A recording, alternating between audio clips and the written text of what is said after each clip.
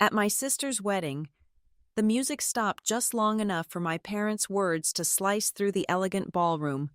"We wish your sister was our only child," my mother announced, her smile beaming for the guests. A wave of polite laughter followed. Everyone assumed it was a joke. What they didn't know was that the man standing at the altar, my sister's groom, worked for me, and as of that moment, he still did.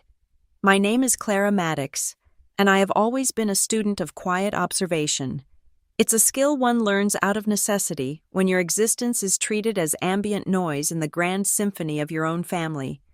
Tonight, the symphony was a deafening crescendo of feigned joy and performative wealth, all staged at the ridiculously opulent Ocean Crest Resort, a place where the Pacific was forced to serve as a mere backdrop for ice sculptures of swans and floral arrangements that cost more than a sensible mid-size sedan. The grand ballroom was suffocating. It smelled of salt air, lilies, and desperation, the cloying perfume of my parents' social climbing friends mingling with the scent of money, both old and new.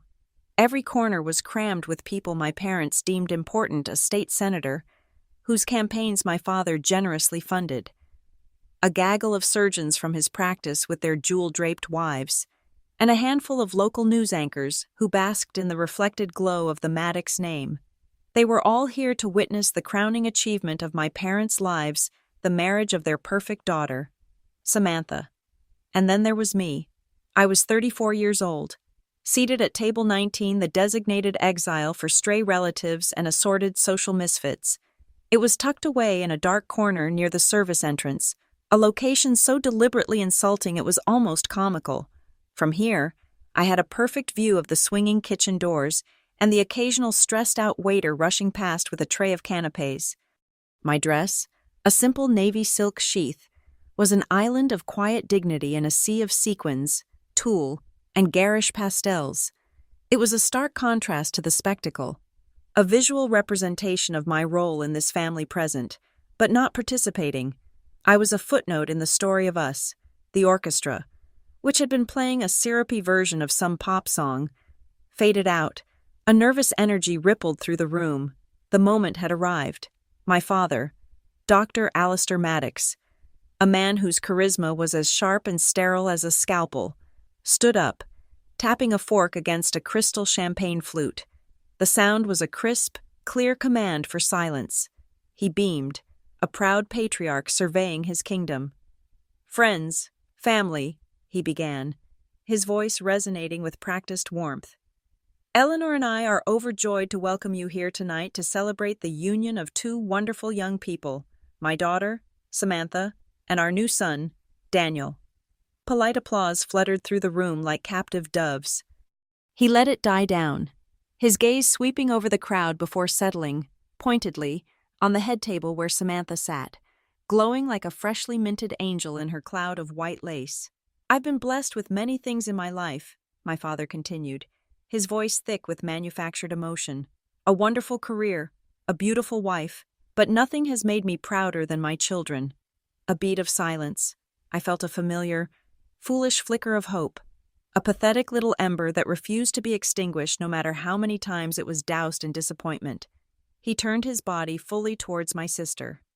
"And so, I'd like to propose a toast. To my favorite daughter, the one who truly made us proud. To Samantha." The words didn't just hang in the air. They flew across the room like a targeted strike, a missile programmed to find me at table 19. The room erupted in cheers and laughter. It was a joke, of course, a classic, harmless bit of parental humor. Everyone thought so. But I knew my father. He never joked. Every word was a calculated move, a reinforcement of the established order. As the guests raised their glasses, my mother, Eleanor, leaned over from the adjacent, slightly more important table 18. She had angled her chair just so, a subtle maneuver that allowed her to deliver her lines without a broad audience. Her smile was a perfect, brittle curve, her eyes glittering with a cold fire that champagne could never replicate. She lowered her voice to a conspiratorial whisper, a sound that was far more damaging than any shout. It slid into my ear, intimate and venomous. We wish your sister was our only child. The world went silent. The cheering, the music, the clinking glasses, it all dissolved into a dull, roaring hum inside my head. The air left my lungs in a silent gasp. For a moment, I was 16 again, standing in the doorway of my father's study, holding my acceptance letter to a prestigious business program, only to hear him tell my mother, "It's a practical degree for a practical girl, not the kind of thing you hang on the wall." I was 25, launching my first small venture with my own savings, while they mortgaged their home for the third time to fund another of Samantha's failed lifestyle brand startups. I was every forgotten birthday, every overlooked achievement, every holiday photo I was asked to take rather than be in. The words were meant to break me. I could feel the familiar sting behind my eyes, the hot rush of tears threatening to spill over. But you don't survive 34 years in the Maddox family without learning to build a dam. I picked up my flute of Dom Perignon, the ridiculously expensive champagne my father had insisted on. The bubbles fizzed against my tongue, a bitter effervescence. I took a long, slow sip, swallowing the lump in my throat along with the alcohol. I forced my lips into a placid, unreadable line and held my mother's gaze for a fraction of a second. I would not give her the satisfaction.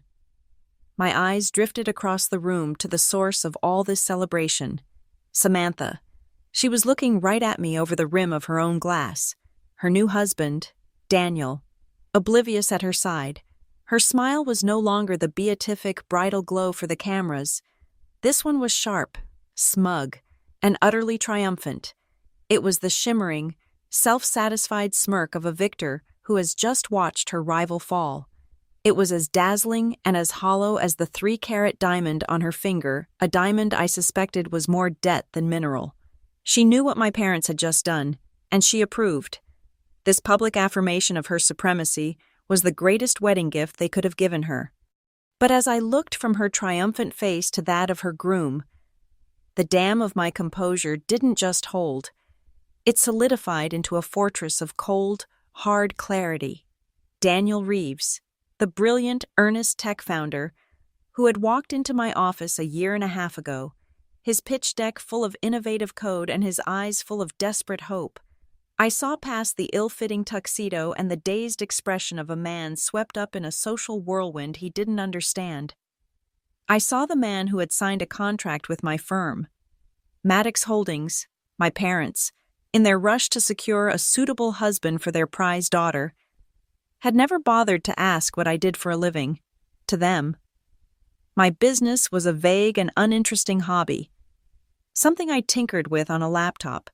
They had no idea that my quiet little venture had grown into a formidable investment firm, specializing in identifying and acquiring promising tech startups.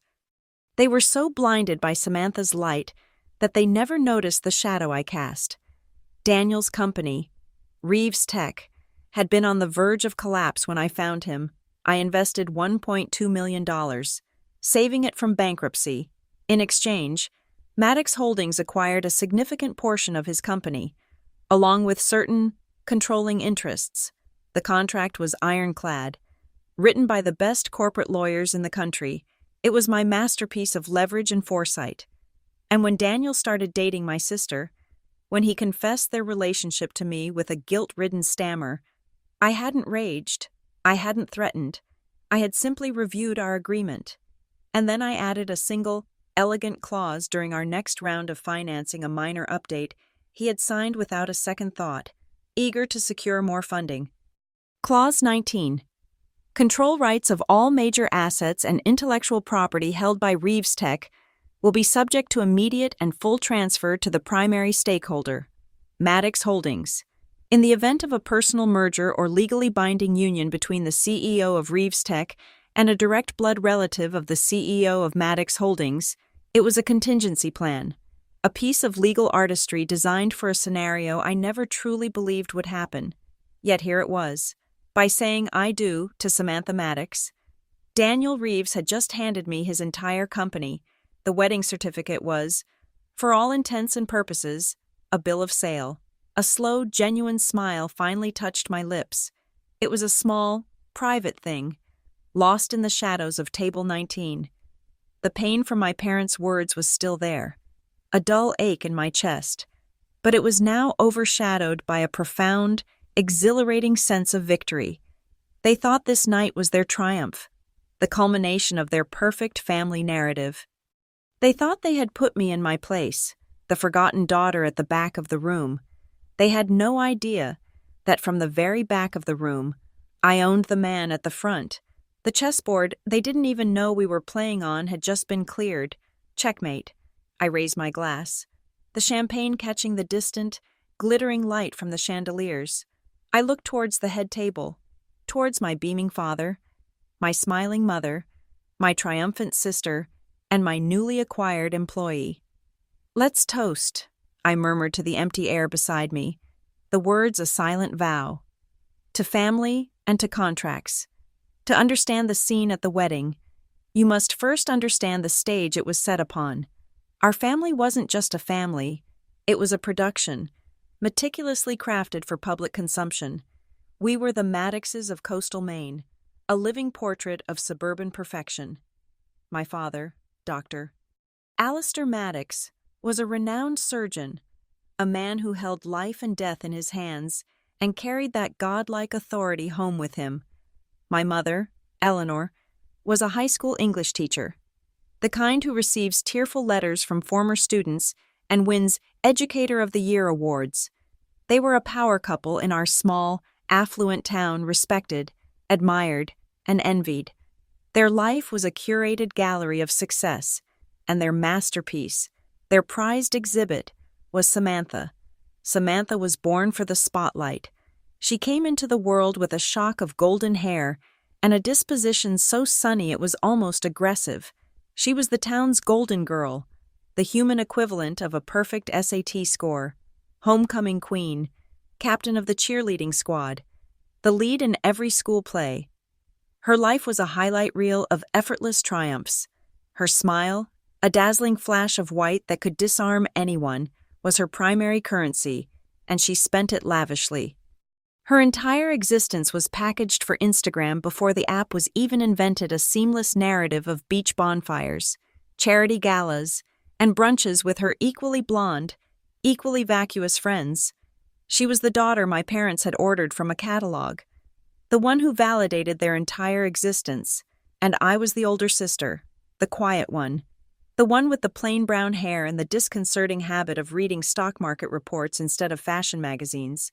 Where Samantha was effervescent, I was still. Where she was all feeling, I was all logic. My parents labeled me practical from a young age, a word they used not as a compliment, but as a diagnosis for a terminal lack of sparkle. I was a necessary, if slightly disappointing, component of the family, set the sensible, sturdy bookshelf in a room designed around a glittering crystal chandelier. They didn't know what to do with me, so mostly, they didn't do anything at all. My achievements were met with a kind of baffled indifference. Good grades were simply expected. My passion for economics was a bit dry. The moment that defined our dynamic, the one I replay in my mind when I need to fuel the engine of my resolve, came when I was 22. I had just received my acceptance letter for the MBA program at Stanford. It was the culmination of years of relentless work, a golden ticket to the world I desperately wanted to build for myself. I found my mother in the garden, pruning her prize-winning roses. I held out the thick, embossed envelope. "I got in," I said, unable to keep a tremor of pride from my voice. "Stanford." She took the letter, her eyes scanning the page with a detached air, as if she were grading a mediocre student essay. She handed it back without a flicker of excitement. "Business," she said, the word curling on her tongue like something distasteful. She snipped a dead rose from its stem. "That's useful, I suppose. But it's not real talent, is it, Clara? It's not creating beauty, it's just moving money around." There it was, my life's ambition, reduced to a soulless, artless transaction. Meanwhile, Samantha, who had dropped out of art school after a single semester, was hailed as a visionary. Her talent was an ever-shifting target. First, It was jewelry making. My parents invested $20,000 in beads and silver wire, most of which still sits in dusty boxes in their basement. Then came her fashion brand, Samantha Jolie, a line of overpriced sundresses she claimed to have designed. It failed spectacularly. The second attempt, a rebrand called S. Jolie, also failed. The third, an online boutique, went bankrupt in under a year. Each failure was met, not with criticism, but with more money and endless encouragement. "She just needs to find her footing," my father would say, signing another check. The creative process is messy. My process, however, was not afforded such understanding. When I started my own firm, Maddox Holdings, from a cramped apartment in Boston with nothing but my savings and a single, unpaid intern, they barely acknowledged it. I would come home for holidays, my mind buzzing with term sheets and market analyses, and they would ask, "So, are you still doing that numbers thing?" They never asked for the name of my company. They never asked about my clients. They never asked if I was succeeding. Her failures were fascinating dramas. My success was boringly practical. Holidays became the ultimate theater of our dysfunction. At Thanksgiving, Samantha would hold court, regaling everyone with tales of her latest trip to Bali or a minor celebrity she'd met at a party. I would be tasked with the logistics coordinating serving times, refilling wine glasses, and most importantly, acting as the official family photographer. "Clara, you're so good with the camera," my mother would chirp, handing me her phone. It was the perfect way to keep me on the periphery, literally outside the frame. I have dozens of photos from those years my father, mother, and Samantha posed perfectly by the fireplace. A flawless trinity. They are smiling, radiant, complete. In every single one, I am invisible, the ghost behind the lens. But invisibility has its advantages. When no one is watching you, you are free to build. While they were pouring their resources into Samantha's bottomless pit of vanity projects, I was quietly, methodically building an empire. I worked 18-hour days. I learned to be ruthless in negotiations, to spot value where others saw none, and to write contracts that were airtight fortresses. I watched them shower her with affection and praise, and I didn't get angry. I got patient. I treated every slight, every dismissal, every condescending remark not as an injury, but as a deposit into an account. I knew that emotional debts, when left to compound over years, yield the highest returns. The day of collection would come. The irony, so rich and so poetic it could have been plotted by a Greek tragedian, was that it was my boring business that brought the prince into their fairy tale. Samantha didn't meet Daniel Reeves at a charity gala or on a yacht. She met him because he was my biggest client. He was the brilliant, unassuming engineer whose company I had saved from the brink. The man whose professional life was entirely dependent on my capital and my strategy. Of course, Samantha never knew. When she first mentioned she was dating this amazing tech guy, I felt a jolt of something I couldn't immediately name fate. Perhaps I stayed quiet. I let her spin her story of a whirlwind romance, of being swept off her feet by a self-made genius. I watched as she introduced him to our parents, who were instantly smitten. A successful tech founder was a far more impressive accessory than another failed fashion line. They finally had a story about Samantha that involved a tangible asset. I was just waiting. Every photograph she posted of them, every gushing caption about her soulmate, every smug glance she threw my way at family dinners was another turn of the screw. She thought she had finally won the game, securing a future that would eclipse anything her practical sister could ever achieve. She had no idea she was playing on my board, with my pieces, in a game I had rigged from the start. I watched them plan the wedding, a monument to their own perceived importance. I listened to the debates over caterers and floral arrangements. I even accepted the invitation that relegated me to the social Siberia of Table 19. I played my part perfectly, the quiet, overlooked daughter, a harmless shadow at the edge of the celebration. All I had to do was wait for the right moment. And it came, just as I knew it would, packaged in silk and lace, walking down an aisle scattered with rose petals. It came in my sister's pristine white wedding dress. Daniel Reeves did not walk into my office. He materialized, as if from a cloud of pure data and quiet desperation. It was a Tuesday afternoon, a day already cluttered with the loud, empty promises of founders who dressed like teenage millionaires and spoke in a dialect of buzzwords and hollow projections. They came to me with slick presentations and charismatic smiles, selling dreams they barely understood themselves. Then came Daniel. He wore a gray, slightly rumpled suit that looked like it was his only one, reserved for occasions of great importance or deep despair. He didn't have a charismatic smile. He had a focused, almost unnerving intensity, and he carried a worn leather briefcase that contained not a dream, but an engine. He was the founder and chief engineer of Reeves Tech, a name as unadorned and functional as he was. His company was on the verge of insolvency, another casualty of being too early, too brilliant, and too underfunded. His pitch wasn't a performance. He didn't stride around the boardroom. He stood by the screen, used a simple laser pointer, and spoke in a calm, measured cadence, explaining his data compression algorithm. He wasn't selling a lifestyle or a revolution. He was explaining a complex mathematical solution to a fundamental problem of data transfer. He spoke of efficiencies and bottlenecks, of code and consequence. It was the driest, most compelling presentation I had ever seen. What impressed me was not just his intelligence, which was formidable, but his absolute lack of artifice. He was honest. When I challenged a projection, he didn't deflect. He conceded the variables and defended his logic. He saw the world as it was a series of problems to be solved through rational thought, in a world of curated images and carefully constructed narratives. A world my family had perfected. His unvarnished reality was a breath of fresh air. He was the antithesis of my sister. He was substance over style.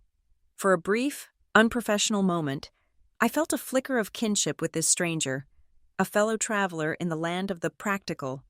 After he finished, I leaned back in my chair, the silence in the boardroom stretching on. "Your algorithm is elegant," I said, finally, "but your business model is a disaster. You're bleeding cash. You have no marketing strategy, and your only client is a mid-level data storage company that's about to be acquired by a competitor." He didn't flinch. "I'm an engineer, Ms. Maddox, not a salesman. That's why I'm here." I made my decision in that moment. It was a risk, a significant one, but I didn't get where I was by playing it safe. "I'll invest," I said. $1.2 million. It will stabilize your cash flow and fund your next development phase. In return, Maddox Holdings gets 30% equity and a seat on your board. He looked at me, his eyes searching mine for the catch. He was smart enough to know that money like this always came with strings. 30% is steep, he said. "It's the price of survival," I replied, my voice even. "And my active partnership, I won't just be your bank. I'll be your strategist. You build the engine. I'll build the car around it."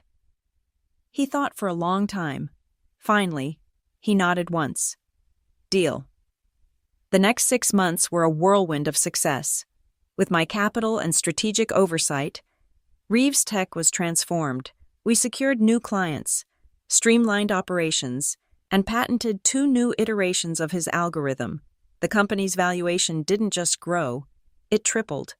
Our weekly calls were the highlight of my professional life, crisp, efficient, and intellectually stimulating. We were a perfect team, his logic, my strategy. For the first time, I felt like I had found a true professional peer. And then, he started to disappear. It began subtly, a weekly call rescheduled at the last minute, an email answered with a brief, uncharacteristically vague response. Then he missed a quarterly board meeting. Citing a personal emergency, his reports, once rich with detail, became perfunctory summaries. I felt a cold knot tighten in my stomach. This was not Daniel. The rational, transparent man I had invested in was being replaced by a ghost. My mind raced through the possibilities. Was a competitor trying to poach him? Was he planning to start a new company with my technology? Was he simply buckling under the pressure I let it go on for 2 weeks, gathering my own data? Then I summoned him, not to the office, but for a drink at a quiet, anonymous hotel bar downtown. He showed up late, looking haunted. The focused intensity in his eyes had been replaced by a weary, distracted anxiety. I didn't waste time with pleasantries. "What's going on?" "Daniel," I asked as he sat down, "your engagement has dropped off a cliff. The numbers are still good, but you're not there. Talk to me." He stared into his glass of whiskey as if it held the answers. "It's nothing," he mumbled. "Just busy." "I don't invest in busy," I said, my voice sharp. "I invest in you, your focus, your mind, and right now, it's somewhere else. So either you tell me what's distracting you, or we have a serious conversation about the leadership of this company." That got his attention. He looked up, a flicker of panic in his eyes. He took a deep breath. "I'm sorry," he said, his voice low. "You're right. My personal life has gotten complicated. I'm dating someone." I felt a wave of relief, followed immediately by irritation. "That's it," I said. "You're letting a relationship derail a multi-million-dollar enterprise. Get it together." "Daniel," he shook his head, a pained expression on his face. "It's not that simple. It's serious."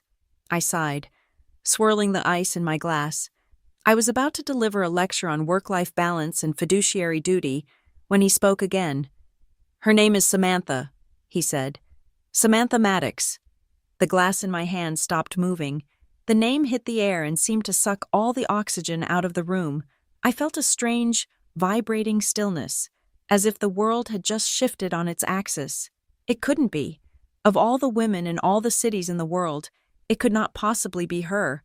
I must have misheard. "What did you say?" I asked, my voice dangerously quiet. "Samantha Maddox," he repeated, looking at me with a mixture of hope and fear, as if hoping I'd be pleased by this bizarre coincidence. "Your sister," I didn't respond. My mind was suddenly a supercomputer, processing a million data points at once.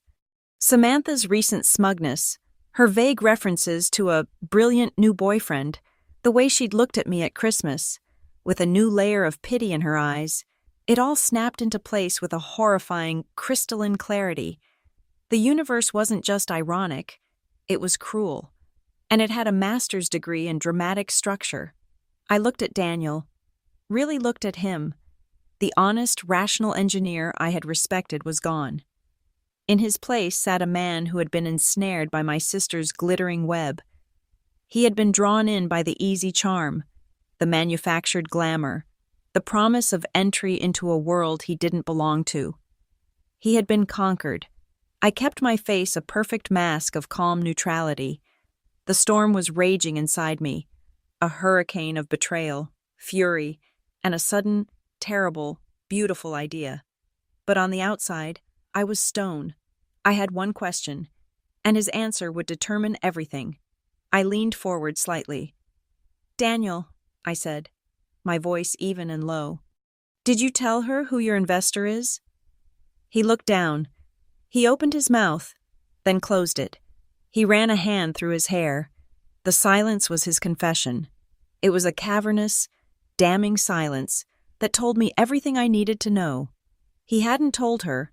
He was either too ashamed or too afraid to admit that the woman who held the purse strings to his entire future was the sister his new girlfriend openly despised. He had tried to keep his two worlds separate, hoping they would never collide, but the worlds were me and Samantha. Collision was our natural state. In that moment, any remnant of respect I had for him vanished. He was no longer a partner. He was a liability, an asset, a pawn, and I knew exactly what I had to do. Waging an open war would be emotional, messy, and ultimately unsatisfying. It would give them a drama to star in. My method had to be silent, invisible, and absolute. It had to be written in black and white. A week later, I called a meeting to approve the next round of Series A funding for Reeves Tech. It was a formality, but it required new paperwork. Buried deep within the 40-page document, Between clauses on intellectual property rights and non-compete agreements was a new addition. It was a single sentence, crafted by me and polished by my lawyers into a piece of innocuous, impenetrable legalese. Clause 19. In the event of a personal merger, defined as a legal marriage or civil union, between the CEO of RevengeStory and a direct blood relative sister, brother, parent, or child of a primary stakeholder of Maddox Holdings LLC, all controlling rights, voting shares, and operational authority shall be subject to immediate and unconditional transfer to Maddox Holdings LLC. Daniel signed it without blinking. He was too busy planning a weekend getaway with Samantha, too relieved that I hadn't made an issue of their relationship, too blinded by love and ambition to read the fine print. He saw the new funding and the bright future it promised. He didn't see the bars of the cage he was helping to build around himself. I didn't cancel the contract. I perfected it. The game, as my mother might say if she ever bothered to learn a second language, was now set. And all I had to do was wait for the wedding. The notification came on a Tuesday morning in early June. It arrived without ceremony, a quiet digital chime that cut through the silence of my home office at dawn. I was analyzing European market futures, a cup of black coffee steaming at my elbow. My world reduced to clean lines of data on a glowing screen. The world my sister inhabited, however, was never quiet. It was a constant broadcast of curated moments, and she had just tagged me in her latest premiere.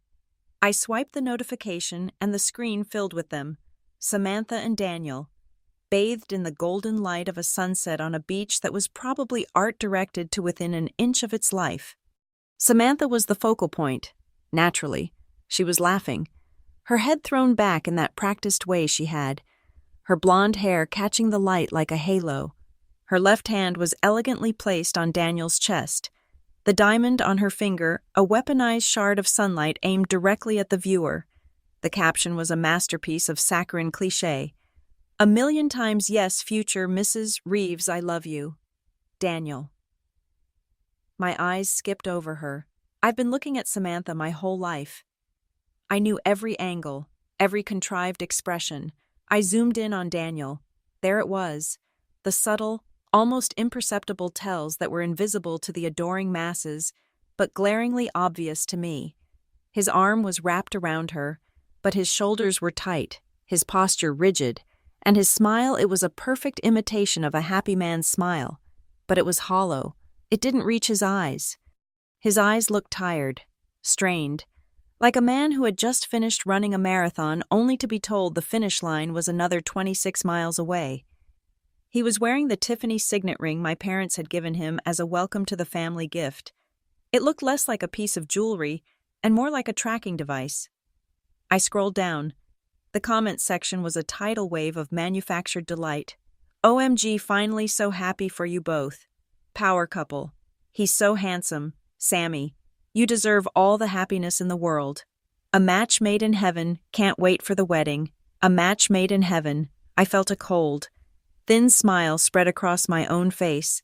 It was a smile devoid of warmth or humor, a simple muscular contraction, a private acknowledgement of a joke only I understood. They saw a power couple, a perfect match. I saw a ticking time bomb and the man who had willingly strapped it to his own chest. They saw a fairy tale engagement. I saw the activation of a kill clause. "Perfect," I murmured to the silent, data-filled room. Especially clause 19. The photo was more than an announcement. It was a starting pistol. It was the official, public declaration that the final phase of my long-term investment strategy was now in motion. As if on cue, an email from Daniel slid into my inbox an hour later. The subject line was a study in false confidence, moving forward. "Clara," the email began, "I trust you've seen the good news. Samantha and I are thrilled to be taking this next step. As we move into this new chapter, I'm planning to consolidate my assets and secure full autonomy for RevengeStory. I want to give you a heads up that I intend to put together an offer to buy back Maddox Holdings shares in the near future. I'll always be grateful for your initial belief in me, and I look forward to a smooth and amicable transition." I read the email twice, savoring the delicious blend of arrogance and fear. Consolidate my assets. Full autonomy. It was the pathetic language of a man trying to convince himself he was still in control. He wasn't buying me out. He was begging for an escape. He knew, on some level, how deeply compromised he was. This email wasn't a business proposal. It was a prayer. I let him wait for 3 hours. I let him stew in his anxiety, imagining my potential reactions. Would I be angry? Would I fight him? Would I call his bluff? When I finally typed my reply, it was brief, breezy, and utterly disarming. Daniel, congratulations to you both. That's wonderful news. Of course, I'm always open to discussing the future of the company. Let's table it for now and connect after the wedding. Enjoy this special time. Best, Clara. I hit send. The words were a beautiful, lethal poison, coated in sugar. After the wedding, it was a promise and a threat, a confirmation that I wouldn't stand in his way, while simultaneously making the wedding the linchpin upon which everything else depended. I had just given him the green light to proceed with his own execution. He would read it as a sign of my detached approval. He would feel a surge of relief. He would believe he had time. He had none. The moment the email was sent, I swiveled my chair to the second monitor on my desk and began my own work, my special time. The period between the engagement and the wedding was not a time for celebration. It was a time for mobilization. I didn't feel rage or glee. I felt the calm, focused energy of a CEO executing a hostile takeover. My first call was to my corporate legal team. Initiate the preliminary asset transfer protocol for Project Nightingale, I said, using the code name I'd assigned to the Reeves Tech acquisition. I want a full workup of all contractual obligations triggered by the CEO's personal merger clause. I want it on my desk by Monday. My second call was to my CFO. I want a full, comprehensive, and deeply invasive financial audit of Reeves Tech, effective immediately. I want to know where every single dollar I invested has gone. I want a final report delivered to me on October 12th. October 12th was the date of the wedding. While Samantha was having her makeup done, my team would be finalizing the balance sheets. While the string quartet played canon in D, the auditors would be signing off on their findings, and while they exchanged their vows, a legally binding document of a far more significant nature would be landing in my inbox. The timing was a piece of poetic, strategic perfection. For the next 4 months, I lived a double life. To my family, I was the dutiful, if distant, older sister. I feigned mild interest when my mother called with breathless updates about the venue, a vineyard in Napa, the dress custom made, and the guest list, a who's who of their social circle. I endured a torturous dress fitting for a beige bridesmaid gown so unflattering it could only have been chosen with malicious intent. I sent a suitably expensive gift from their registry, a set of crystal wine glasses they could use to toast their own ruin.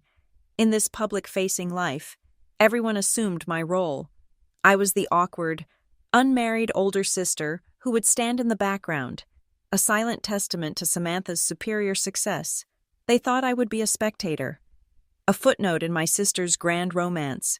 None of them, not my parents, not my beaming sister, and certainly not her fiancé, had the slightest inkling that I wasn't just a guest at this wedding. I was the majority shareholder of the Groom. In my real life, my office became a war room. The walls were covered in flowcharts and financial statements. We tracked every asset, every patent, every contract Reeves Tech held. My team compiled a dossier on Daniel that was hundreds of pages long. We were not preparing for a celebration. We were preparing for an absorption. It was all quiet, all legal, all perfectly documented. They were busy sending out invitations with embossed lettering and silk ribbons. I was busy preparing transfer of ownership documents. They were tasting wedding cakes. I was reviewing profit and loss statements. They were planning a party. I was planning a coup. I would let them have their day. I would let them pour the vintage champagne and listen to the heartfelt, tear-jerking speeches. I would watch them dance their first dance under the glittering chandeliers, believing they were at the pinnacle of their lives, the stars of their own perfect movie. I would let them have their moment of pure, unadulterated triumph. It's always best to let the light shine its brightest right before you turn it off completely. The air in Napa Valley that evening was thick and sweet, heavy with the scent of overripe grapes, expensive perfume, and self-satisfaction. The wedding was staged at a vineyard estate that looked less like a place of agriculture and more like a Tuscan palace airlifted into Northern California. Rows of perfectly manicured vines stretched towards a range of soft purple hills, all under a sky bleeding from gold into crimson. It was a scene of obscene, breathtaking beauty, a perfect backdrop for the grand finale of my family's favorite production, The Samantha Show. I was not supposed to be there. After the calculated insult of the beige bridesmaid dress, I had sent my regrets, a brief, polite email citing a last-minute, unavoidable business trip to Zurich. It was a lie, of course, but it was the kind of lie my parents would readily accept. Business, to them, was a convenient and sterile excuse, a blandly acceptable reason for my absence from an event where my presence was merely a matter of social protocol. My not being there would, in many ways, make their perfect picture even more perfect. So when I arrived, the ceremony was already underway. I'd parked my car, a quiet and severe German sedan, at the bottom of the long, cypress-lined driveway and walked up. The gravel crunching under my heels, I wore a black dress, a stark column of silk that absorbed the golden light and gave nothing back. It was not a dress for a wedding guest. It was a dress for a closing. As I approached the outdoor terrace where the guests were seated, a frantic-looking wedding planner in a headset intercepted me, her face a mask of polite panic. "Ma'am, I'm sorry. The ceremony has started. Can I help you?" I didn't break my stride. "Clara Maddox," I said, my voice low and even. Her expression shifted instantly from authority to deference. She had seen my name on a different kind of list, not the guest list, but the vendor list, the owner list, the do not interfere under any circumstances list. "Of course, Ms. Maddox," she stammered, stepping aside as if I had parted a sea. "Right this way." I ignored her gestured path towards the back and instead walked along the stone periphery of the terrace, a silent specter in black. The guests were all facing forward, their attention fixed on the altar, a monstrosity of white roses and flowing drapery. The string quartet was playing something soft and emotional. I found a spot behind a large stone urn, partially shielded from view, but with a perfect, unobstructed line of sight, and I saw him, Daniel. He was standing at the altar, his back ramrod straight, his face pale against the sharp black of his tuxedo. Samantha stood beside him, a vision in white, her face tilted up towards him in a perfect portrait of adoration. My father was no doubt in the front row, misty-eyed. My mother was probably clutching his arm, her heart swelling with a pride so fierce it was a form of violence, as if he could feel my gaze. Daniel's eyes flickered, breaking from my sister's face. They scanned the crowd, a nervous, searching glance. Then they found me, for a heartbeat. His entire body went rigid, his carefully constructed composure shattered. The blood drained from his face, leaving behind a waxy, ashen mask of pure shock and dawning horror. He knew. He didn't know how. He didn't know the specifics. But in that instant, seeing me standing there in black, uninvited and unexpected, he knew that this was not a social call. His mouth opened slightly, but no sound came out. I gave him a slow, almost imperceptible nod. I didn't smile. I simply acknowledged him, an investor checking on her primary asset, my sister. Sensing his distraction, touched his arm. "Daniel," she whispered, her voice a breathy confection. He snapped his attention back to her, but the damage was done. The mask was back in place, but I could see the cracks. He was no longer a groom. He was a man on a scaffold, and he had just seen the hangman in the crowd. The ceremony droned on. The officiant, a man with a soothing, generic voice, began to speak of love, of partnership, of two becoming one. I reached into the slim leather portfolio I carried, my only accessory, Inside was my phone and a single, heavyweight cream-colored envelope. I slid the phone out, its screen dark and silent. "Love is patient," the officiant intoned. "Love is kind." I unlocked my phone. My inbox was open. A single email from my head of legal sitting at the top, marked with a red flag of high importance. The subject line was simple: Nightingale Protocol awaiting execution. It does not envy. It does not boast. It is not proud. I opened the email. It contained a brief summary and a link to a secure digital signature portal. All the documents were in order. The audit was complete. The transfer papers were drafted. All that was needed was the trigger, the legal, public, and witnessed act of a personal merger. The officiant turned to Daniel. "Do you, Daniel Reeves, take this woman, Samantha Maddox, to be your lawfully wedded wife, to have and to hold, in sickness and in health, for as long as you both shall live?" Daniel hesitated. It was only for a second, a flicker of time that was probably imperceptible to everyone else, but I saw it. I saw the abyss that opened in his eyes. I saw the ghost of a choice he no longer had. He looked at my sister, at her expectant, smiling face. He looked at my parents in the front row. He was trapped. "I do," he said, his voice a hollow echo of the confident man who had once pitched his dreams to me in a boardroom. As the words left his mouth, a silent notification vibrated in my hand. It was an alert from the county clerk's office. The marriage license had been digitally time-stamped and filed. The trigger was pulled. I placed my thumb on the screen of my phone, on the box that read, "Execute." The screen flashed green. Authorized. An email was instantly dispatched to the board of Reeves Tech, to Daniel's corporate lawyers, and to the SEC, notifying them of a controlling interest transfer. It was done. The company was mine. The officiant turned to my sister. "And do you, Samantha Maddox, take this man?" She didn't hesitate. Of course, this was her victory lap. "I do," she exclaimed, her voice ringing with triumph, and under my breath, from the shadows behind the stone urn, I whispered my own vow. "So do I." I didn't stay for the kiss.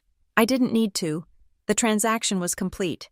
While they were being pronounced husband and wife, I turned and walked silently away. The guests were beginning to applaud, a wave of celebratory noise that I tuned out completely. I walked back to the reception area, now empty as the guests prepared to move from the ceremony to the cocktail hour. The head table was already set, a long, opulent affair draped in white linen and drowning in flowers. Place cards with elegant calligraphy marked each seat. Mr. Daniel Reeves, Mrs. Samantha Reeves. I took the cream-colored envelope from my portfolio. It was heavy, thick with the finest paper. It was not a wedding card. It contained no well wishes, no check. Inside was a single document, the one-page executive summary of the acquisition, highlighting Clause 19 of his contract and confirming the unconditional transfer of all his company assets, shares, and intellectual property to Maddox Holdings, effective as of the legal pronouncement of his marriage. I placed the envelope on the charger plate set for Daniel. It sat there, stark and official, a declaration of war on a field of celebration. I left. I walked down the long driveway, the sound of the jubilant crowd fading behind me, and got into my car. I didn't look back. I imagined what happened an hour or so later. After the toasts, after the first dance, Daniel would have finally sat down. He would have seen the envelope, perhaps thinking it was a special note from a distinguished guest. He would have picked it up, felt its weight, noted the lack of a name on the front. He would have opened it, and as he read, the color would have drained from his face again, this time for good. The music, the laughter, the taste of champagne would all have turned to ash in his mouth. He would look at the document, at the cold, hard, legal language. Then he would look at his new wife, radiant and laughing beside him. He would finally understand. The piece of paper he and Samantha had signed with the officiant wasn't just a marriage certificate, it was a bill of sale, and he was the one who had just been sold. The drive back to my hotel from the vineyard was quiet. I didn't turn on the radio. I simply listened to the hum of the engine, the sound of the tires on the asphalt. The night was dark, the sky littered with cold, distant stars. There was no elation, no triumphant surge of adrenaline. There was only a profound and unnerving stillness, the kind that follows a storm. I had set a fire and walked away. Now all I could do was wait for the smoke to appear on the horizon. It appeared at 8:17 the next morning, not as smoke, but as a frantic, percussive banging on the door of my hotel suite. It was the sound of a world that had been shattered. I was already dressed, sitting by the window with a cup of coffee and a tablet displaying the morning's market reports. I was calm. I was prepared. I opened the door. Samantha stood there, a ruined monument to the previous day's celebration. She was wearing a hotel bathrobe over what looked like a crumpled silk slip. Her hair, so perfectly coiffed for the wedding, was a tangled mess. Her mascara had run, leaving black, tragic streaks down her cheeks. The triumphant bride was gone, replaced by a furious, wild-eyed child who had just had her favorite toy broken. She didn't wait for an invitation. She stormed past me into the room. "What did you do?" she shrieked, her voice raw and ragged. "What in God's name did you do to Daniel?" She was spinning around the living area of the suite, her hands gesturing wildly, as if unable to contain the sheer force of her rage. "He's a ghost. Clara. He's been on the phone with his lawyers all night. He just sits there, staring at that piece of paper you left. He won't even look at me. You've destroyed him." I closed the door softly and leaned against it, folding my arms. I watched her meltdown with the detached curiosity of a scientist observing a chemical reaction. "I didn't do anything to Daniel," I said, my voice level. "He did this to himself. I just put the terms in writing." "Terms? What terms?" she spat, her face contorted with a confusion that was almost as potent as her anger. "This was my wedding. This was supposed to be the happiest day of my life." "It was," I replied calmly. "And it was also a corporate merger. You just happened to be the primary asset in the deal." That stopped her. She stared at me, her mouth slightly agape. The cogs were turning, slowly and rustily, in a mind that had never been forced to process a complex thought. "What are you talking about?" "His company is now my company," I finished for her, wholly and unconditionally, the moment he said, "I do to you." He triggered a clause in his investment contract with me. His marriage to my sister, my direct blood relative, transferred all controlling interest in Reeves Tech to its primary stakeholder, me. I let the words sink in. I watched her beautiful, pampered face cycle through a series of emotions: disbelief, dawning comprehension, and finally, a pure, distilled hatred that was startling in its intensity. You planned this," she whispered, the accusation laced with a horrified awe. "You used my wedding to steal his company." I allowed myself a small, cold smile. "Let's be precise, Samantha. I didn't steal it. I simply applied the same principle you've used your entire life. You see something you want, and you take it, assuming the world will rearrange itself to accommodate you. You wanted a brilliant, successful husband, and you took one, without ever asking about his obligations or his dependencies. You just took him. I simply took his company. The only difference is, my acquisition was contractually sound." Before she could form a response, my phone, sitting on the console table by the door, began to ring. The caller ID read, "Father." I knew what was coming. Phase 2. Samantha saw the screen and a flicker of hope, of vindication, crossed her face. "Answer it," she hissed. "Answer it and tell Daddy what you did." I picked up the phone. "Good morning," I said, my tone as pleasant as if I were discussing the weather. The sound that came through the receiver was not a greeting, it was a roar. It was my father's voice, stripped of its charming, bedside manner and reduced to its raw, elemental fury. "Clara, what is the meaning of this? Daniel's lawyer just called me. Are you insane? You can't do this." "It's already done," I said simply. "You have humiliated this family," he bellowed. "You turned your own sister's wedding into some kind of of corporate ambush. You have destroyed our name, our honor." I almost laughed. Honor. The word was so absurd, so utterly meaningless coming from him. His honor was a fragile, public-facing construct, built on the admiration of others. My actions hadn't threatened his honor. They had threatened his image. "Not at all, Father," I said, my voice taking on a sharp, amused edge. "I haven't destroyed anything. I just balanced the family's books." "What the hell are you talking about?" "For 34 years, I explained, speaking slowly, as if to a child. "You and Mother have operated this family like a portfolio with only 2 stocks. You poured every resource money, time, love, praise into one, Samantha, letting it grow overvalued and unstable. You completely ignored the other, me, leaving it to fend for itself. Yesterday, I simply executed a correction. I reallocated the assets to better reflect their actual value. The family's balance sheet has never been stronger." There was a choked, sputtering sound on the other end of the line, and then my mother's voice, shrill and trembling with rage, cut in. "You selfish, ungrateful girl, after everything we've given you." "You gave me nothing," I interrupted, my voice dropping its amused tone and becoming as cold and hard as granite. "You gave Samantha everything. I earned everything I have, and now I own everything Daniel has. The conversation is over." I hung up. The next 48 hours were a blur of calculated chaos. My press release went live at 9 a.m. Pacific Time. It was a dry professional announcement. Maddox Holdings announces full acquisition of Reeves Tech. The financial news outlets picked it up immediately. Bloomberg, The Wall Street Journal, TechCrunch. They didn't see a family drama. They saw a brilliant, aggressive, and perfectly executed takeover. The headlines were universally positive.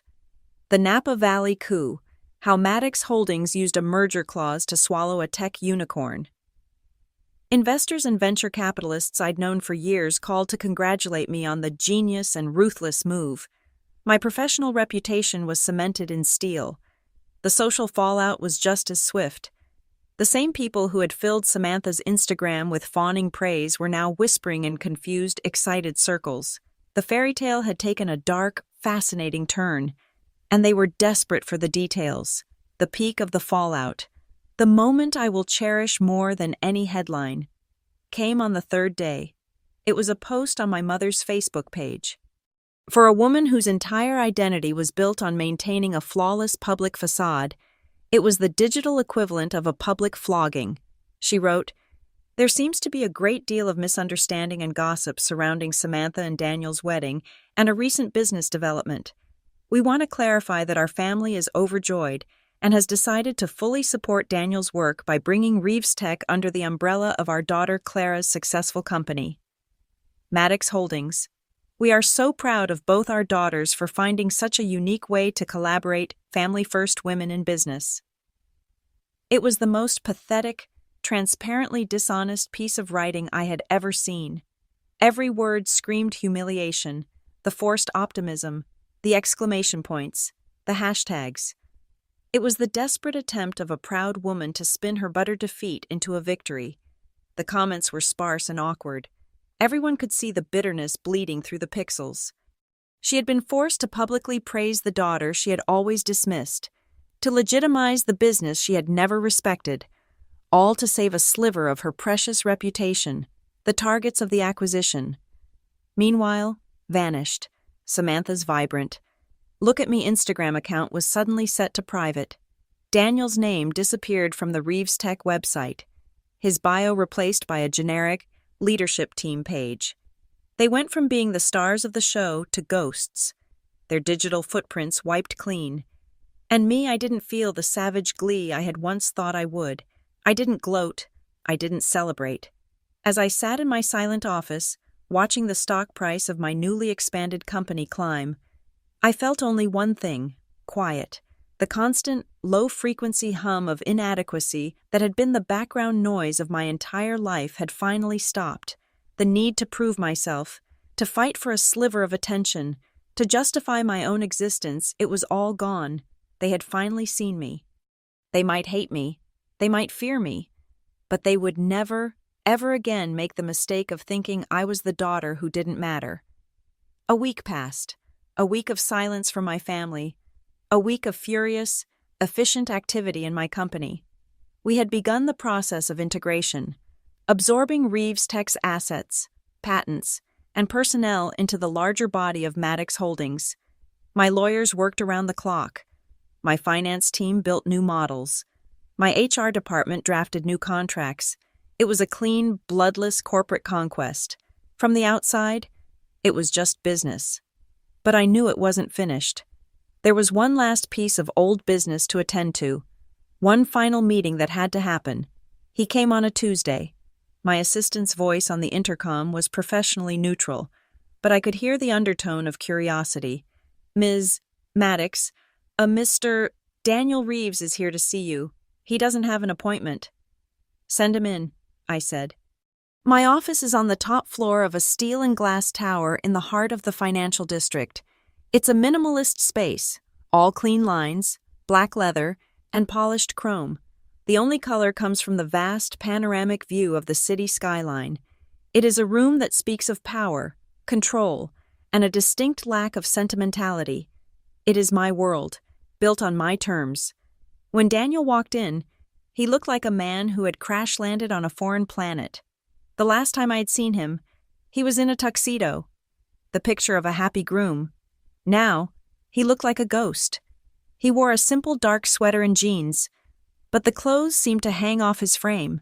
He had lost weight, and the shadows under his eyes were dark bruises of exhaustion and defeat. But the real change was in his eyes. The focused, brilliant engineer was gone. The dazed, trapped groom was gone. What was left was a hollowed-out emptiness, a blankness that was more shocking than any display of rage or despair would have been. He looked utterly and completely broken. He didn't walk to the visitors' chairs in front of my desk. He simply stopped in the middle of the vast Persian rug, a solitary, diminished figure in a landscape of power he had once hoped to conquer. I didn't get up. I didn't offer him a seat or a drink. I simply swiveled in my chair to face him and waited.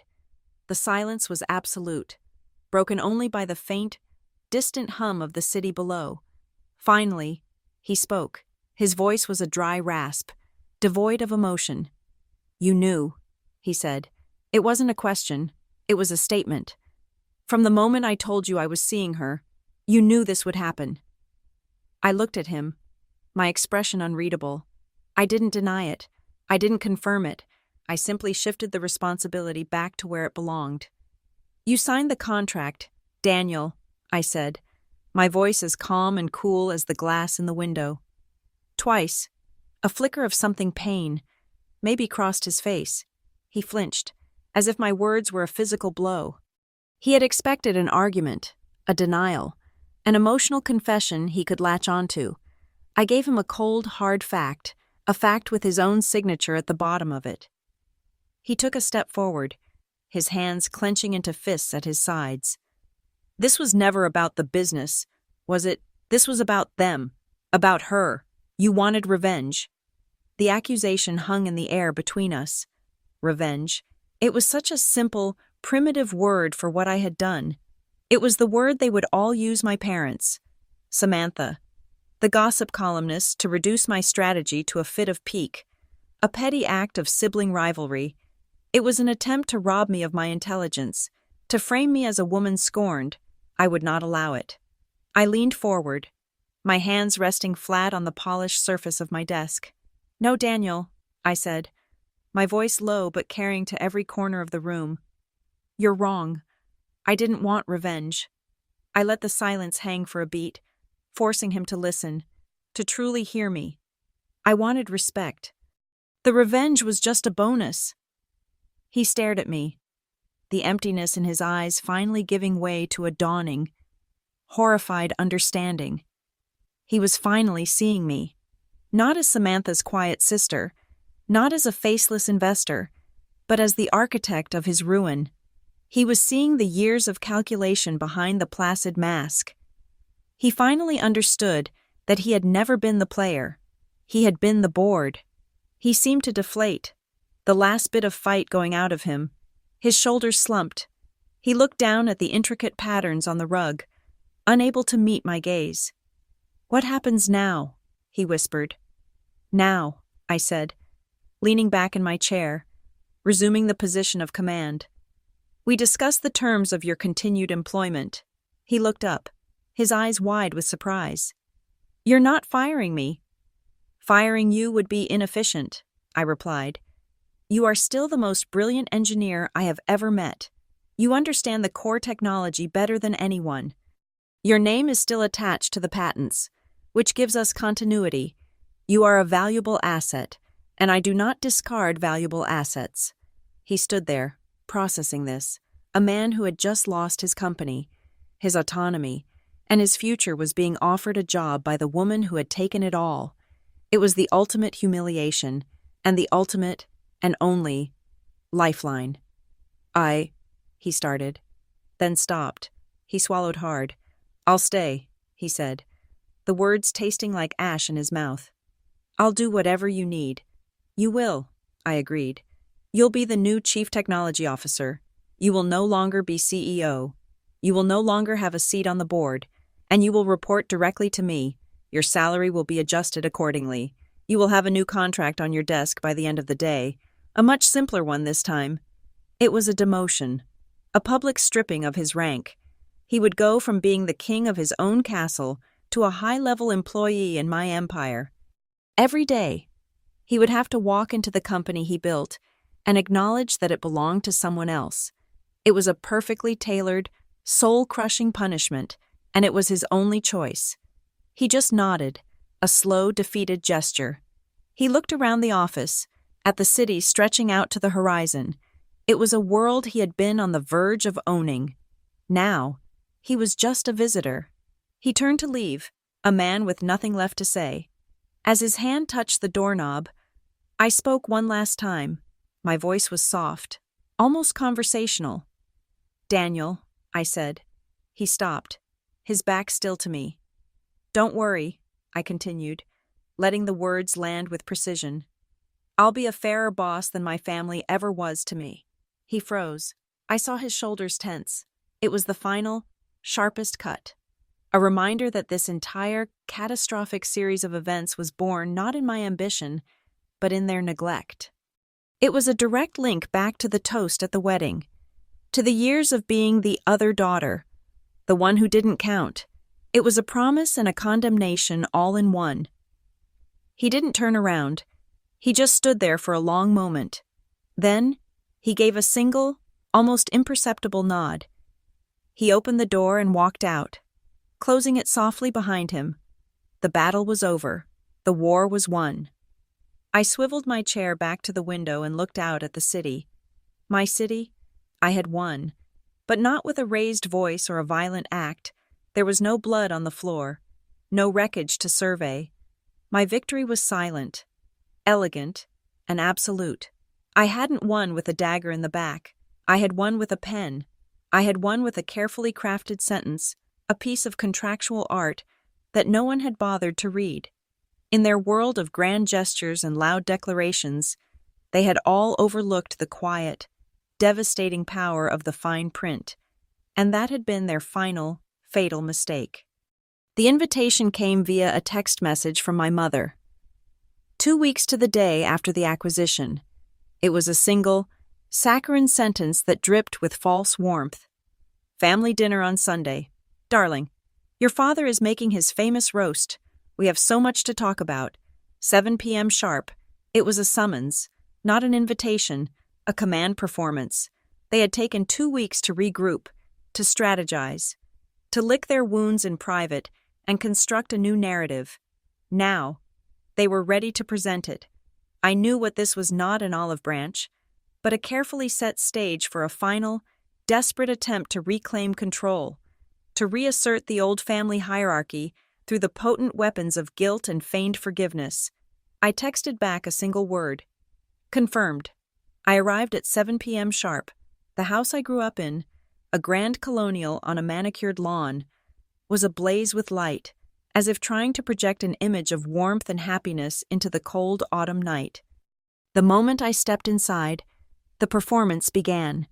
The air was thick with the rich, savory scent of my father's roast beef, a smell inextricably linked in my memory to holidays and forced family gatherings. The dining room table, visible from the entryway, was set for a feast. It was a scene of almost hysterical domesticity, the good china, the crystal glasses that only came out for Christmas and Thanksgiving. A floral centerpiece so large it was a fire hazard my mother had deployed her entire arsenal of performative hospitality. They were waiting for me in the living room, standing by the fireplace like actors in a play who had just heard their cue. My father, holding a glass of scotch, managed a smile that was a tight, painful grimace. My mother, dressed in a cashmere sweater set, rushed forward, her arms outstretched. "Clara, darling, you're here," she chirped, her voice an octave too high. She enveloped me in a brief, brittle hug that felt like being embraced by a bundle of twigs. There was no warmth in it, only the stiff architecture of obligation. "You invited me," I said, stepping back. My father cleared his throat. "Good to see you. Clara, drink?" "No, thank you," I said. An awkward silence fell. My eyes scanned the room. Someone was missing. "Where's Daniel?" I asked, my voice neutral. My mother's smile faltered. "Oh, he wasn't feeling well," she said quickly. "A lot of stress at work. You know, of course." His presence would have been an inconvenient reminder of the raw, transactional nature of their current predicament. They couldn't stage a play about family forgiveness with the man they'd sold sitting at the table. And then I saw my sister. She was curled in a large armchair in the corner of the room, half hidden in the shadows. She was a ghost of her former self. The radiant golden girl was gone. She was pale and drawn, wearing a shapeless gray sweater that seemed to swallow her whole. She didn't look up when I came in. She just stared into the cold, empty fireplace, her hands wrapped around a mug of what I assumed was tea. She hadn't said a word. She didn't need to. Her silence was a scream. "Well, shall we?" my father said, gesturing towards the dining room with a desperate sort of bonhomie. "The roast will be getting cold." We sat, my father at the head of the table, my mother at the foot. Samantha and I were placed on opposite sides, a wide, polished expanse of mahogany between us. It felt less like a dinner table and more like a treaty signing table after a brutal war. My father carved the roast with surgical precision, his movements tense and jerky. My mother passed around side dishes, garlic mashed potatoes, creamed spinach, honey-glazed carrots, all the comforting. Traditional foods meant to evoke a happy past that had never truly existed. We ate in a silence that was thick and heavy, punctuated only by the clinking of silverware against china. It was the loudest silence I had ever heard. Finally, after what felt like an eternity, my mother placed her knife and fork down with a delicate click. She dabbed her lips with a linen napkin. The moment had come. "Clara," she began, her voice soft and rehearsed. "I know things have been difficult lately. There have been misunderstandings, but we're a family, and I think it's time we put all this unpleasantness behind us. We should make peace." My father, seizing his cue, laid his carving knife down and looked at me, his expression a carefully crafted mask of paternal wisdom. "Your mother is right," he said, his voice resonating with false sincerity. "Whatever happens, whatever business is done, at the end of the day, family is forever." It was a beautiful sentiment, poetic, empty. The core belief system of the Maddox clan, that the word family was a magical incantation that could erase any sin, forgive any betrayal, and nullify any contract. It was the ultimate get-out-of-jail-free card, and they were trying to play it now. I took a slow, deliberate sip of my water. I looked from my mother's pleading face to my father's solemn one. Then, my gaze drifted across the table to my sister. Samantha was still staring at her plate, her food untouched, but I saw her hands, hidden in her lap beneath the table's edge. She was gripping her napkin so tightly that her knuckles were white. I placed my glass down and looked back at my father. Actually, I said, my voice cutting cleanly through the thick, sentimental air. That's not true, is it? Not everyone thinks family is forever. A flash of anger crossed my father's face. My mother's smile tightened into a thin, hard line. At Samantha's wedding, I continued, keeping my voice calm and conversational, right after your toast to your favorite daughter, Mother leaned over and told me she wished Samantha had been her only child. That doesn't sound very forever to me. It sounds conditional. It sounds transactional. The color drained from my mother's face. My father looked utterly stunned, caught completely off guard. They had expected tears, or anger, or a grudging acceptance. They had not expected their own words to be presented back to them, cold and precise, like evidence in a courtroom, across the table. Samantha finally moved. She flinched, a small, violent jerk of her body, as if my words had physically struck her, but she still didn't look at me. I reached into the leather portfolio I had placed on the empty chair beside me. I pulled out a single folded document. It was a cashier's check. I slid it across the polished surface of the table. It stopped in the empty space in the center, equidistant from all of them. "What is this?" my father asked, his voice a low growl. "That," I said, "is the first dividend payment from the newly profitable Reeves Tech division of Maddox Holdings, a 30% share of the net profits from the last fiscal quarter. I had my accountant calculate it to the penny. It's made out to the Maddox Family Trust." They all stared at the check as if it were a live grenade. The silence was no longer awkward. It was electric with confusion. My mother looked from the check to my face, her eyes wide and uncomprehending. "Why?" she whispered, the single word full of a genuine, pathetic bewilderment. "Why would you do this?" I looked at her, at my father, and finally at my sister, who had at last lifted her head, her eyes finally meeting mine, full of a shattered, hollowed-out confusion. I gave them the truest, most honest answer I had. "Because forgiveness," I said, my voice soft but clear, "looks so much better when it's profitable." And then I stood up. I placed my napkin on the table beside my untouched plate of food. The business of the evening was concluded. "Thank you for dinner," I said to the room at large. I turned and walked away. I walked through the living room, past the cold fireplace. I walked through the grand entryway, under the crystal chandelier. I opened the front door and stepped out into the crisp night air, closing it softly behind me. No one followed me. No one called out my name. And I knew, with a certainty that settled deep in my bones, that no one in that house would ever dare to call me their second daughter again. They finally understood. I wasn't a daughter at all. I was the bank. The world moves on. After the initial shockwave of a scandal or a corporate takeover, the public's ravenous attention inevitably drifts to the next bright, shiny object. For a month, my world was quiet. The frantic calls from my parents had ceased, replaced by a wall of sullen silence. Samantha remained a digital ghost. Daniel was a subdued but efficient employee, a man who spoke only when spoken to. His brilliance now a tool that I, and I alone, directed. The integration of Reeves Tech was proceeding ahead of schedule. The storm had passed, leaving behind a new, starkly delineated landscape. I thought the story was over, relegated to the archives of financial news and the bitter memories of my family. I was wrong. The story wasn't over. It was just waiting for its cover. It arrived on a Thursday, delivered to my office by a courier. It was a single copy of Forbes, the one magazine my father had always displayed prominently on his coffee table, a testament to the world of power and influence he so admired. I hadn't known it was coming. The journalist had been persistent, but I had given her nothing more than a few dry, on-the-record statements confirming the details of the acquisition. I had underestimated her. I was on the cover. The image was arresting. Shot with a cold. Cinematic clarity. It was a full-body shot of me in my boardroom. I was not smiling. I was not posing. I was standing by the vast window, looking not at the camera, but down at the city below.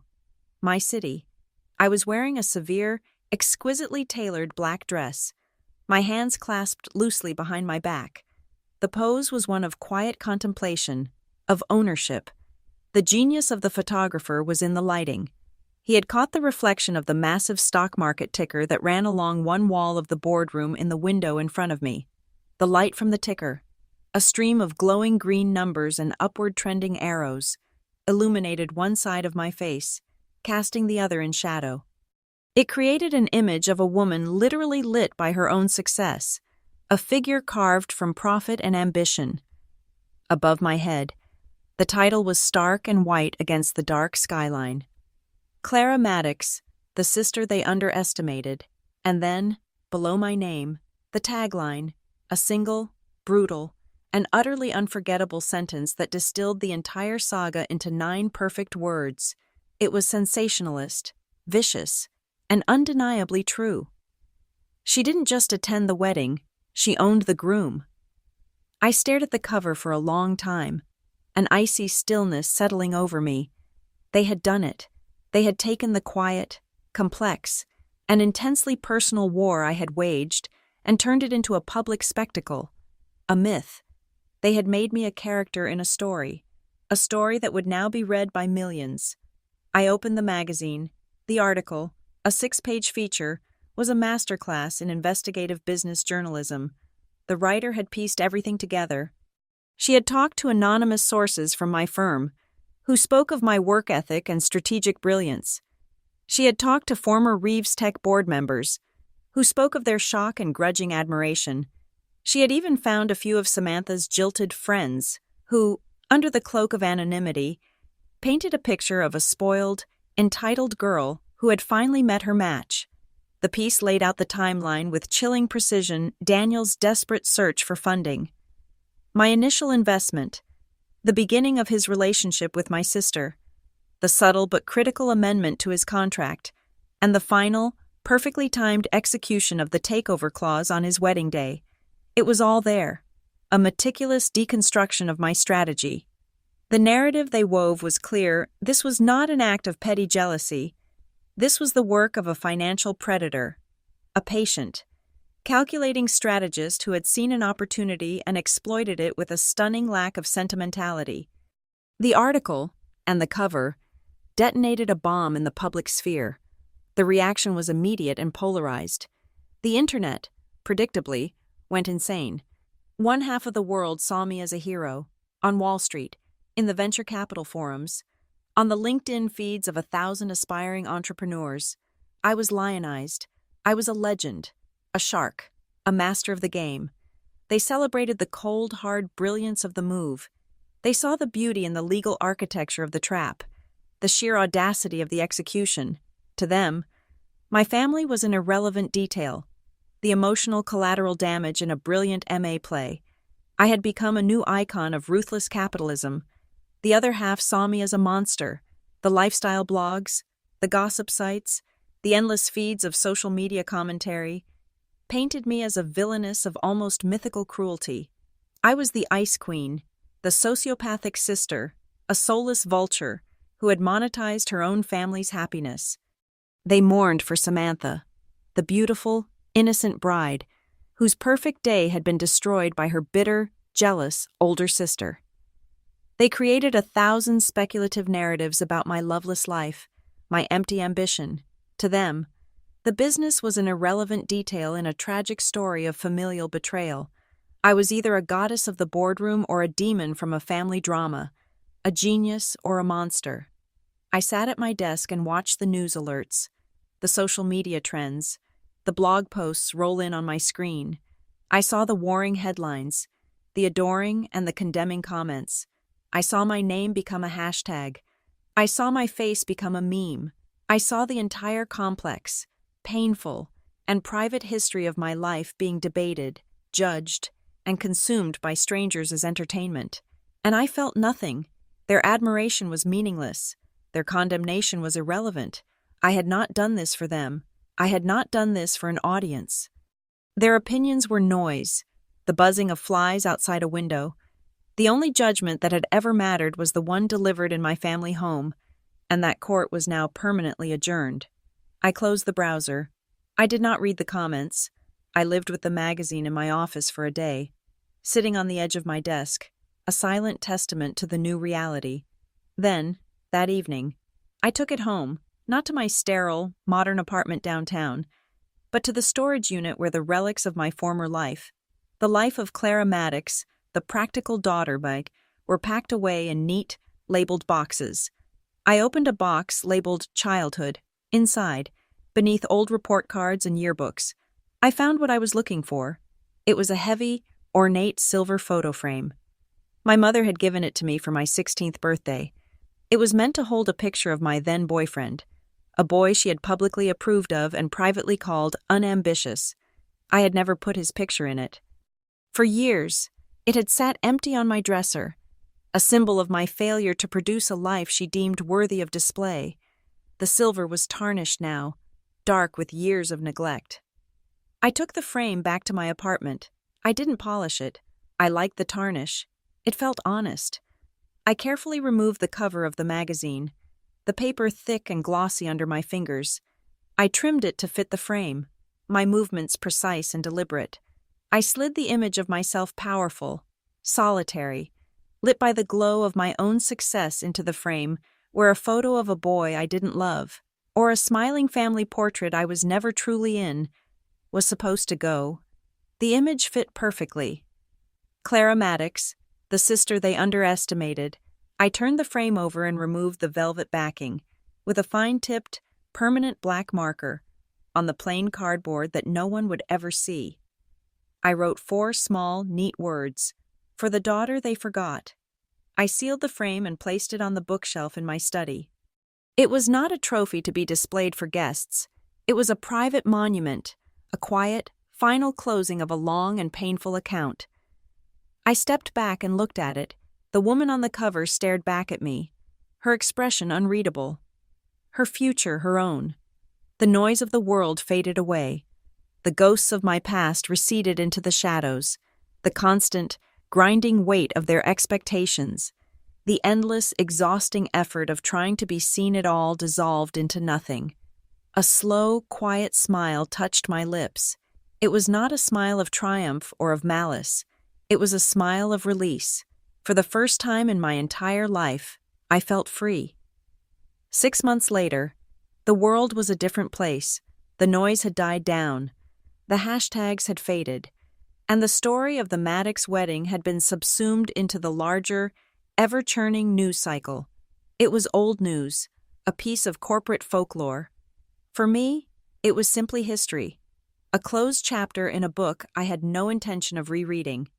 My company, now larger and more powerful with the full integration of Reeves-Tech's technology, was thriving. I was no longer just a successful CEO. I was a force, a name that commanded a different kind of attention in boardrooms and at investor meetings. The story, as much as I had disdained its sensationalism, had become a part of my brand, a silent, ever-present warning that I was not to be trifled with. I was in San Francisco for the annual Apex Tech Summit, the largest and most influential technology conference in the world. It was a sprawling, chaotic ecosystem of innovation and ambition, a place where the future was bought and sold in keynote speeches and backroom deals. I wasn't speaking. I was observing, scouting for the next Daniel Reeves, the next brilliant, undervalued asset. The final keynote of the summit was the most anticipated. The speaker was the new star of the data compression world, the man who was single-handedly revolutionizing the industry under the formidable umbrella of Maddox Holdings. The speaker was Daniel. I took a seat that had been reserved for me in the center of the front row. The auditorium was vast, a cavernous space filled with thousands of the tech world's brightest and most powerful figures. The air buzzed with anticipation. They were here to see the boy genius, the brilliant engineer whose name was on a dozen new patents that were changing the way the world handled information. They knew him as the Chief Technology Officer of Maddox Holdings. Most of them had either forgotten or never known that he had once been its CEO. History, especially in Silicon Valley, is written by the victors. The lights dimmed. A slickly produced video played on the massive screens. showcasing the power and elegance of his algorithms with stunning graphics and a soaring orchestral score. And then, the host walked on stage. "Ladies and gentlemen," his voice boomed through the sound system. "He is the mind behind the most significant breakthrough in data management this decade. Please join me in giving a warm welcome to the CTO of Maddox Holdings, Mr. Daniel Reeves." A wave of thunderous applause swept through the auditorium. I did not clap. I simply watched as Daniel walked out from the wings and into the bright, unforgiving glare of the spotlights. He had changed. The 6 months under my command had reshaped him. The hollowed-out ghost who had stood in my office was gone. In his place was a man who had been stripped down to his essential components and rebuilt for a specific purpose. He looked sharper, leaner. He wore a simple black turtleneck and dark jeans, the unofficial uniform of the tech visionary, but the most significant change was his demeanor.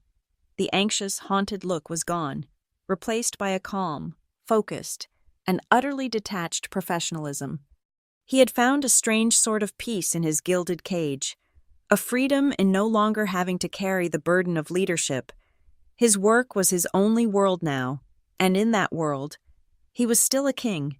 He walked to the center of the stage, the applause washing over him. He scanned the vast, dark expanse of the audience, his eyes adjusting to the glare, and then, just as he had at the wedding, he found me. Our eyes locked across the short distance.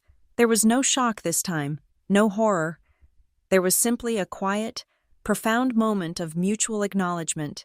He saw me, his boss, his conqueror, the architect of his life, and I saw him, my employee, my most valuable asset, the engine of my new empire, the entire history of our relationship, the boardroom, the bar, the wedding. The surrender passed between us in a single, silent second. He turned to the microphone. The applause began to die down. The entire auditorium leaned forward in their seats, ready to hear his vision of the future. He took a breath, and his first words were not for them. They were for me. "Good to see you, boss," he said, his voice calm and clear, carrying to every corner of the vast room. A wave of gentle, confused laughter rippled through the audience. They thought it was a joke, a charming, self-deprecating nod to the powerful, famous CEO of his company, Clara Maddox, who was known to be in attendance. They saw it as a clever, deferential opening, a bit of corporate humor. They had no idea it was a confession. They had no idea it was the simple, unvarnished truth. I didn't smile. I didn't react. I simply met his gaze from the front row and replied, my voice quiet but carrying clearly in the momentary lull. "It's always good to see my investments succeed." My response was a second, sharper ripple. The laughter faltered. A few heads in the front rows, people who knew the real story, turned to look at me. The tech journalists in the press pit, smelling blood in the water, suddenly raised their cameras. A fusillade of camera flashes went off, a series of silent, blinding explosions that lit up the space between us. In that strobe-lit moment, the power dynamic of our entire world was laid bare for all to see. He was the talent. I was the capital. He was the visionary. I was the one who owned the vision. The moment was electric, a perfect, crystalline tableau of power and consequence, and it was the end. My story was finished. The applause for Daniel's opening remark had just started to swell again, a wave of noise to fill the now uncomfortable silence. As it began to build, I stood up. I turned my back to the stage, to Daniel, to the thousands of watching eyes, and I began to walk away. My exit was quiet, unhurried, and absolute. The applause grew louder, a roaring ovation for the man on the stage. But to me, it was nothing more than the closing credits. I walked up the aisle, a solitary figure moving against the current of their attention, and I didn't look back. There was nothing more to say. There was no sequel to this story. There would be no tearful reconciliations, no dramatic confrontations, no apologies asked for or given. The final accounts had been settled long ago. They could have their wedding photos, their society pages, They're carefully constructed memories of a perfect day. They could have the fairy tale. I had the company, I had the respect, I had the power. He married my sister, but he still calls me boss. Thank you so much for listening to my story. I'd love to know where in the world you're tuning in from. So please drop a comment below and share your thoughts on Clara's journey. Don't forget to subscribe to the channel and like this video if you enjoyed it. And if you really want to support this content, please hit that hype button to help this story reach more listeners.